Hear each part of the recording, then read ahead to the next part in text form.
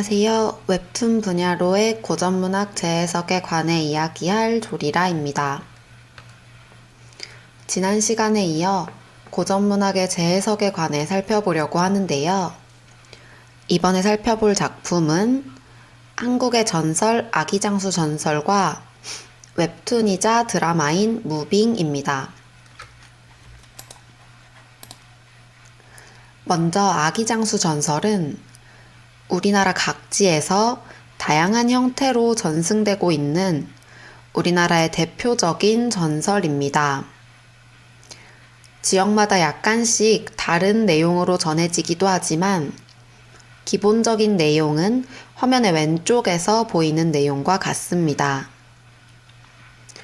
평범한 가정에서 태어난 아이의 겨드랑이에 날개가 있는 것을 확인한 그 아이의 부모가 아기장수를 죽이자 이후 용마가 나타나 울고 사라진다는 내용입니다.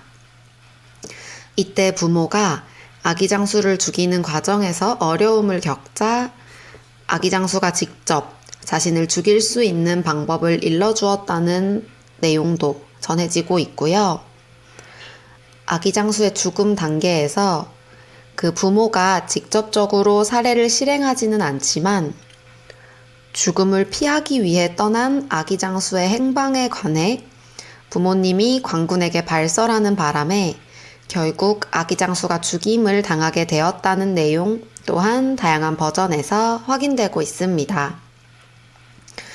이때 아기장수의 특별한 능력이라고 하면 부모님이 밖에 나갔다가 집에 돌아오자 아기장수가 천장에 붙어 있었다거나 심부름을 보낸 아기장수가 먼 길을 날아서 순식간에 다녀왔다는 능력이 제시되고 이러한 상황을 이상하게 여겨서 확인해 보니 아기장수의 겨드랑이에 날개가 있었다는 아기장수의 능력이 보편적으로 확인되는 부분입니다.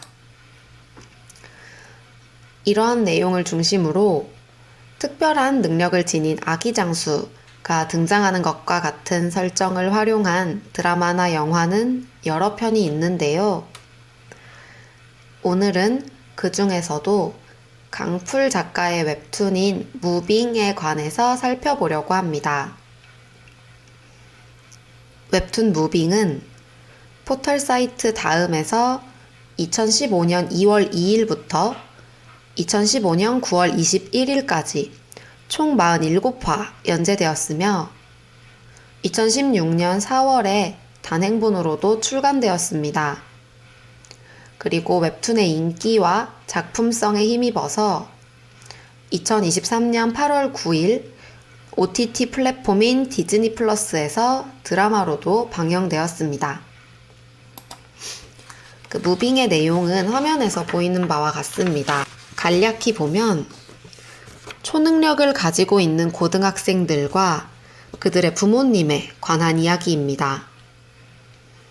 초능력으로 인해서 평범하지 않은 삶을 살던 부모님들이 가정을 꾸린 이후 평범하고 안전하게 살고 싶어 하고 또 자신의 아이들은 초능력자인 것을 숨기고 평범하게 살 수 있게끔 하려고 노력하지만 결국 아이들이 초능력 보유자인 것이 알려지면서 모두가 위기에 처하고 하지만 결국 부모님들과 선생님과 같이 주변의 어른들의 공조와 도움으로 위기를 탈출하는 과정에서의 인간관계나 발생하는 사건 등을 그리고 있는 작품입니다. 웹툰 무빙에는 여러 명의 아기장수들이 등장하는데요.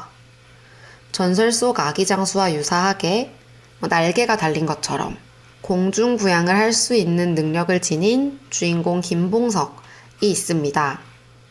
그리고 김봉석의 친구로 월등한 신체 능력과 엄청난 힘을 소유하고 있는 이강훈, 자가치유 능력이 있는 장희수, 또 아기장수의 설정으로 등장합니다. 이 세 사람의 능력은 전설과 차이가 있는데요. 전설에서는 아기장수가 평범한 집안에서 갑자기 탄생한 특별한 능력의 소유자였다면 웹툰의 아기장수들은 그 능력이 모두 부모님으로부터 물려받은 것이라는 점입니다. 그래서인지 전설 속 부모님과 웹툰 속 부모님들은 아이에 대해서 서로 다른 태도를 보여주고 있습니다. 전설에서는 아이의 능력을 두려워하고 또 그로 인해서 부모님에 의해 아기 장수가 죽음을 맞이하는 결말을 맺고 있습니다. 하지만 무빙에서는 부모님의 도움으로 아기 장수들이 무사히 성장하고 자신의 꿈을 펼칠 수 있도록 사회로 나가게 되는데요. 특히 가족들이 아이를 지키기 위해 희생하는 모습이 여러 장면에 등장하고 있습니다. 이런 부모님의 사랑과 노력 덕분에 웹툰 무빙의 아기 장수들은 전설 속 아기 장수와 달리 모두가 각자 희망하는 삶의 방향성을 찾아나갈 수 있게 됩니다. 김봉석의 경우는 노란색 망토를 걸치고 사회의 여러 위기에 등장하여 사람을 구해내는 옐로우맨이라는 영웅으로 성장하는데요.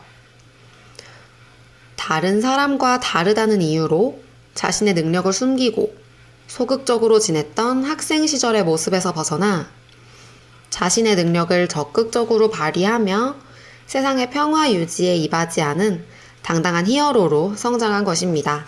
그리고 장희수는 고등학생 시절 목표했던 것처럼 체육을 전공하는 대학생이 됩니다.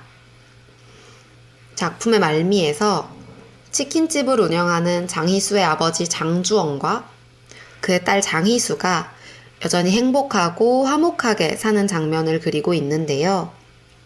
이를 통해서 그들 스스로가 만족하는 삶 속에서 바라던 평화와 행복을 누리고 있음을 알 수 있습니다. 그리고 이강훈은 직접 국정원의 직원이 되는데요.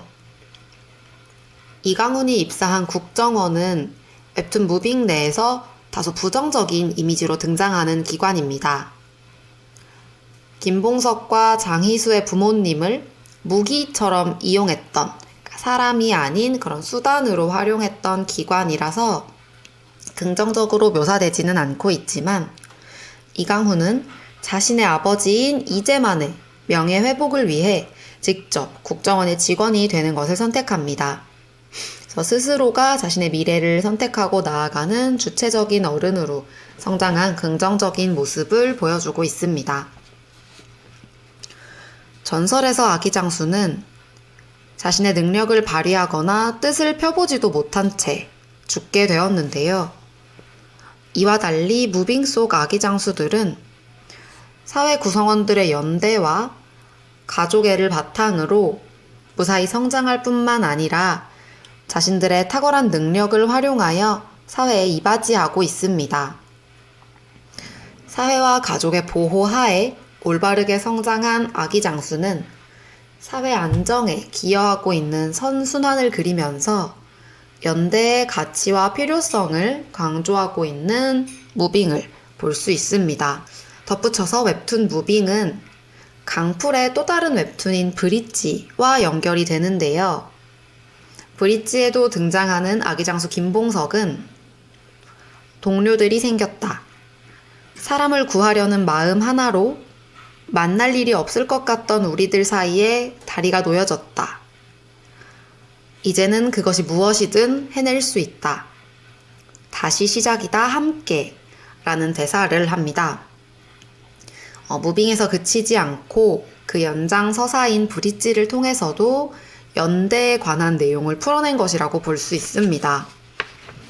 아기 장수 김봉석이 사회와 연대하는 마음으로 사람들을 구해내는 장면을 제시하고 또 김봉석의 동료가 된 다른 아기 장수들 혹은 다른 인물들이 연대해서 더욱 적극적으로 사회 위기를 타개하는 장면이 제시된 것입니다. 이렇게 웹툰에서 확인되는 긴밀한 연대는 가족에서부터 파생되고 있습니다. 웹툰 무빙에서 아기 장수들의 부모님들은 자신의 아이들을 위해서 기꺼이 희생하는데요.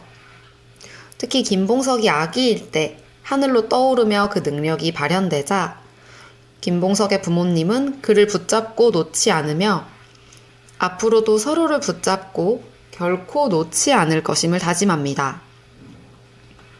그래서 자신의 직장에서도 퇴사하고 그럼 퇴사하겠다는 결정 자체가 자신들의 인생에 큰 위협이 될 수 있음에도 불구하고 아이를 지키기 위해 또 서로 가족을 지키기 위해 그런 결단력을 보여주는 장면을 통해서 가족을 향하는, 가족을 위하는 모습을 읽어낼 수 있습니다.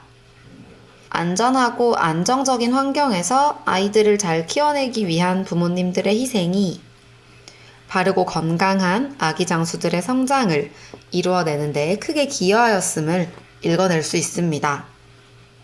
그리고 이 덕분에 성장한 아기 장수들 또한 다시 사회의 안정에 기여하며 그 연대의 선순환을 그리고 있습니다. 아기 장수 전설에는 비극이 가족으로부터 초래되었다고도 볼 수 있는데요.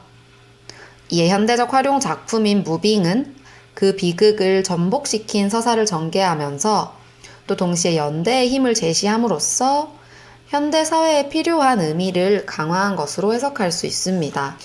철저한 신분제도가 존재하였던 과거와는 달리 평등한 사회가 된 현대적 분위기로 인해 이러한 매체 전환이 가능했을 것으로 생각이 되는데요. 아기 장수 전설을 보면 그 안에서 아기 장수가 실패하는 모습이 당대 사회를 현실적으로 그린 것이자 당시의 사회 체제를 견고히 할 수 있는 것이므로 지배계층의 탄압 없이 광포 전설로 그 서사가 전승될 수 있었을 것으로 예상됩니다. 하지만 현대 사회는 지배와 피지배 계층의 구분이 없을 뿐만 아니라 민중들의 반란으로 여겨질 수 있는 움직임이 성공할 수 있는 시대이므로 변화한 사회의 모습을 잘 반영하고 있는 매체 전환입니다. 이처럼 가족애를 기반으로 형성된 사회 연대에 힘입어 원전의 비극을 전복시키는 매체 전환은 친족 간의 범죄와 관련된 사건, 사고를 비롯해서 사람이 저지르는 다양한 형태의 범죄가 꾸준히 발생하고 있는 현대 사회에 유의미한 메시지를 전달할 수 있을 것으로 생각됩니다. 원한에 의한 보복 범죄, 혹은 자신의 삶에 대한 비관으로 인한 불특정 다수 대상의 이상동기 범죄 또한 자주 확인이 되고 있는데요.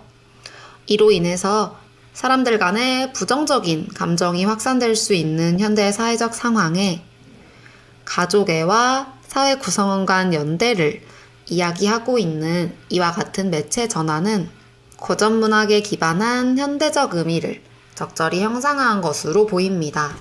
따라서 이러한 매체 전환은 현대 사회의 모습을 잘 반영하고 있을 뿐만 아니라 현대 사회에 필요한 가치를 고전문학 작품을 통해 역설할 수 있는 작업으로 또 해석할 수 있습니다. 이번 시간은 여기에서 마치고 다음 시간에는 고전소설 춘향전을 활용한 현대 콘텐츠에 관해 살펴보겠습니다. 시청해주셔서 감사합니다.